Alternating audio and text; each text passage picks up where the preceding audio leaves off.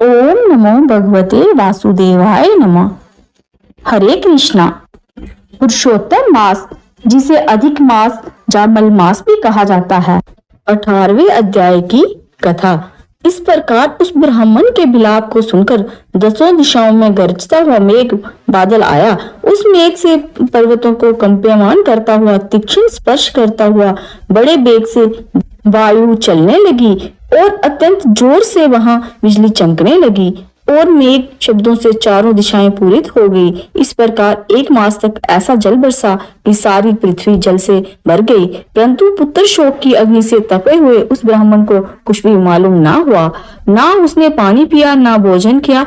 पुनः पुनः इस प्रकार काटते हुए ही उसको सारा मास व्यतीत हो गया। वह मास श्री कृष्ण भगवान का प्रिय पुरुषोत्तम मास था। सो अनजाने में ही उस ब्राह्मण से पुरुषोत्तम मास की सेवा हो गई, जिससे अत्यंत प्रसन्न होकर श्री कृष्ण भगवान प्रकट हो गए। उस समय मेघ बरसना बंद हो गया।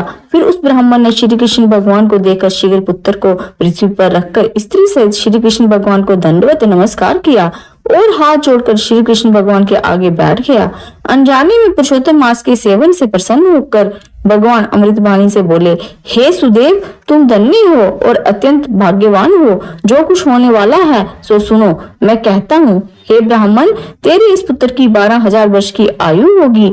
हे द्विजोतम, तेरे को सुख देने वाला होगा, इसमें कोई संदेह नहीं है। मैंने प्रसन्न होकर तुझको पुत्र दिया। नारायण कहने लगे, हे नारद, भगवान के इतना कहने पर वह ब्राह्मण पुत्र जीवित होकर उठ बैठा और ब्राह्मण और उसकी स्त्री दोनों ही पुत्र को देखकर महानंदित हुए और देवता भी पुष्पों की वर्षा करने लगे। शुकदेव ने उन दोनों माता पिता तथा श्री हरि को नमस्कार किया और गरुड़ भी पुत्र सहित ब्राह्मणों को देखकर अत्यंत प्रसन्न हुआ।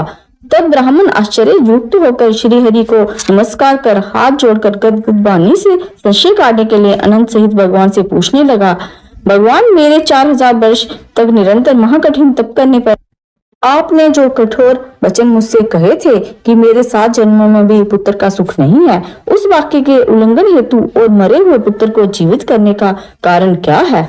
बोलो नारायण भगवान की जय, पुरुषोत्तम मास की जय।